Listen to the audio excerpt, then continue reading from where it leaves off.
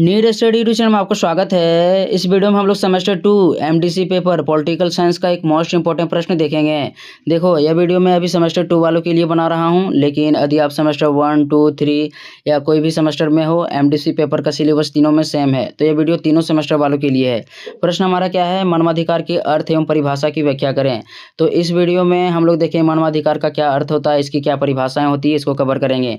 उससे पहले मैं बता देता हूँ, आपके एग्जाम में किसी भी टाइप के प्रश्न आ जाते हैं, जैसे पूछा जाता है कि मानवाधिकार के अर्थ, परिभाषा एवं विशेषताओं की व्याख्या करें, मानवाधिकार के अर्थ, परिभाषा एवं महत्व को बताएं, तो इसका भी आंसर इस वीडियो में दिया हुआ है, आपको सेम आंसर लिखना है। तो चलते हम लोग देखते हैं मानवाधिकार के अर्थ को। पहला हेडिंग आपको देना है मानवाधिकार का अर्थ। किसी भी मानव के बराबरी, आज़ादी और सम्मान का अधिकार मानवाधिकार कहलाता है। यह व्यक्ति का जन्मजात अधिकार होता है जिसे कोई भी नहीं छीन सकता है। तो यहाँ पर आप लोग साफ साफ समझ लो कि जो अधिकार मानव को मिलता है उसे मानवाधिकार कहते हैं। यानी कि किसी भी मानव को बराबरी, आज़ादी और सम्मान का अधिकार मानवाधिकार कहलाता है। जो यह अधिकार होता है व्यक्ति का जन्मजात अधिकार होता है, यानी जैसे मनुष्य जन्म ले लिया उसे यह अधिकार मिल जाता है। इस अधिकार को कोई भी नहीं छीन सकता है, चाहे कोई भी व्यक्ति हो, सभी का यह मानवाधिकार क्या होता है, कोई भी नहीं छीन सकता है। तो यह था मानवाधिकार का अर्थ। आगे आप लोग देखिए इसे।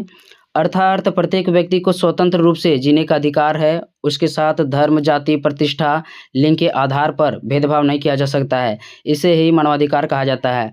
तो किसी भी व्यक्ति को क्या है, स्वतंत्र रूप से जीने का अधिकार है। उसके साथ धर्म, जाति, प्रतिष्ठा या लिंग के आधार पर उसके साथ भेदभाव नहीं किया जा सकता है, यानी कि उसे सम्मान का अधिकार है, और इसे ही क्या कहा जाता है, मानवाधिकार कहा जाता है।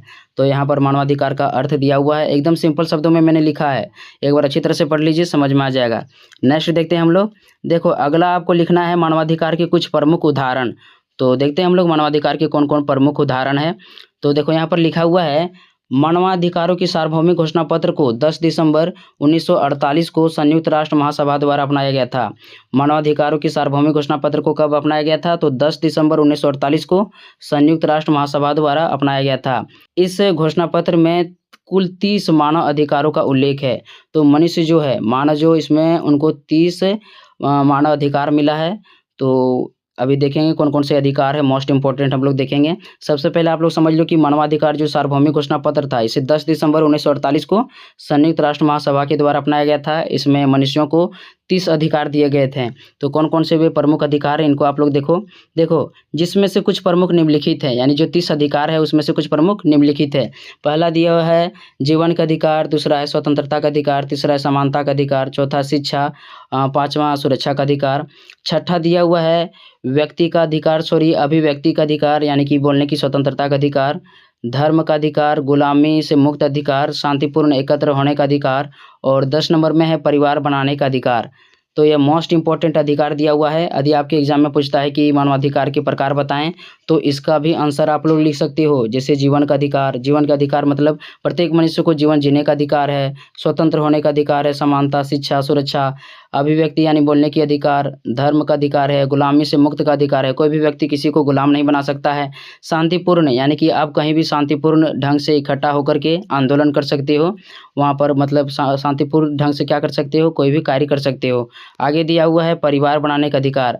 इस जो भी मानवाधिकार है उसके अनुसार कोई भी मनुष्य विवाह कर सकता है और उसे परिवार बनाने का अधिकार दिया हुआ है।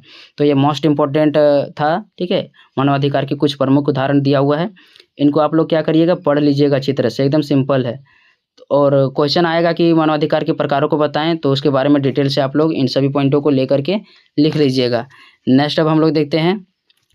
देखो, अगला आपको देना है मानवाधिकार की परिभाषा।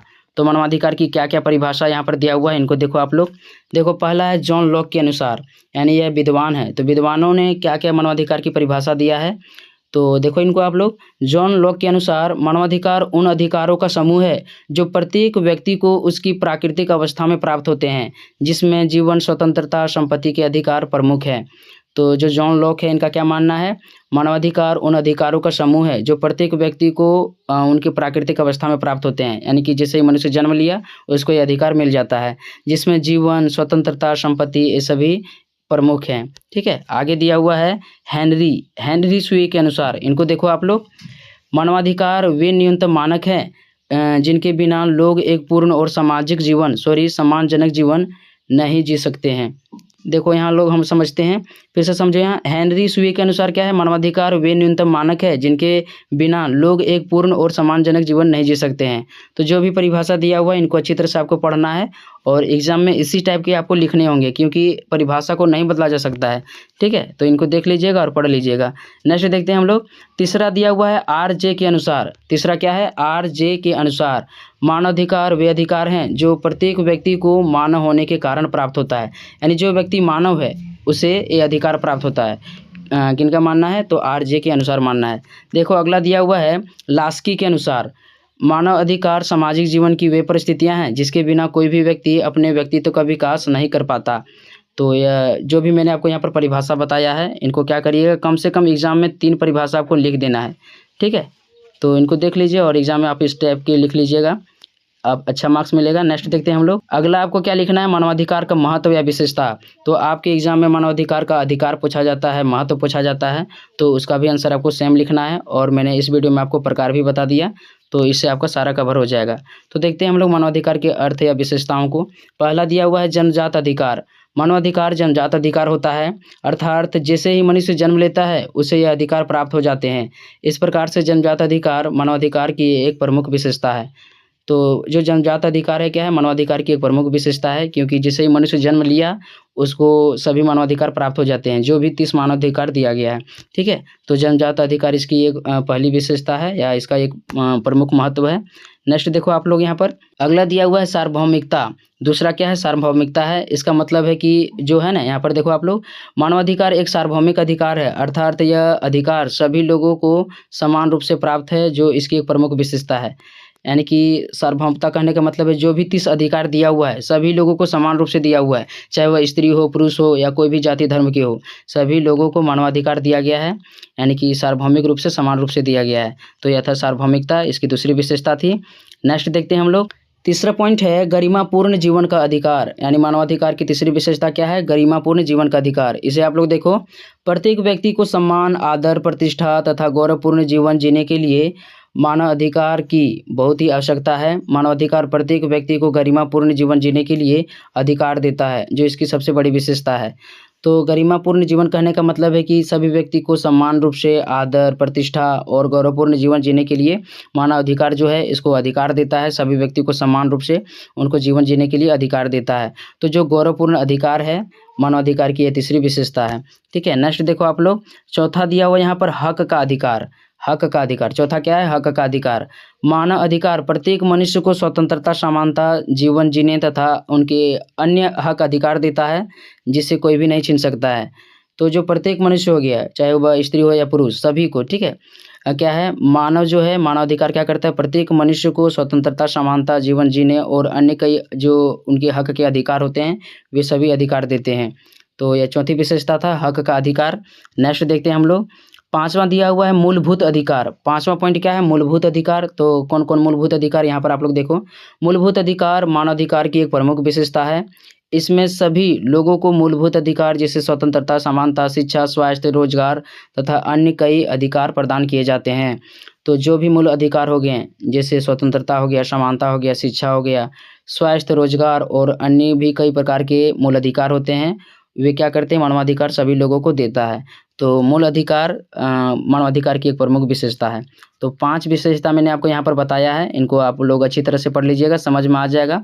एकदम सिंपल वर्ड में लिखा हुआ है, ठीक है, मैंने कोई अपने भाषा में लिखा है, तो इनको नोट कर लीजिए। देखते हैं हम लोग अगला, आगे आपको लिखना है निष्कर्ष। लास्ट में क्या लिख देना है, आपको निष्कर्ष लिख देना है। इसमें आप लोग लिखिएगा, इस प्रकार से मानव को जन्म से मिलने वाला अधिकार मानवाधिकार कहलाता है, जो सभी के लिए अत्यंत आवश्यक है। इसके बिना किसी भी मनुष्य का जीवन संभव नहीं है। इसकी कई विशेषताएं हैं जिसका सभी के जीवन में बहुत ही महत्व है। तो जो मानव अधिकार है, मानव अधिकार के बिना कोई भी मनुष्य जीवित नहीं रह सकता है, उसका जीवन नहीं चल सकता है, संभव ही नहीं है। तो जो मानव अधिकार है, जैसे ही मतलब जो मनुष्य जन्म लेता है उसको जो अधिकार मिलता है उसे मानव अधिकार कहते हैं, और इसका हमारे जीवन में कई विशेषताएं या महत्व है। तो इस प्रकार से आपको निष्कर्ष में लिख लेना है। नेक्स्ट वीडियो किस पर बनना चाहिए कमेंट में आपको बताना है, ठीक है, जो भी स्टूडेंट, अदर स्टूडेंट हो, बताना है आपको किस पर बनना है। और मैंने यहाँ पर एक डिस्क्रिप्शन में व्हाट्सएप ग्रुप का लिंक दिया है, वहाँ पर आप लोग जुड़ जाइए, इसका सारा नोट्स आपको वहाँ पर मिल जाएगा और कुछ आपको हेल्प भी किया जाएगा। तो इस वीडियो में इतना ही, मिलते हैं नेक्स्ट वीडियो में, तब तक के लिए धन्यवाद।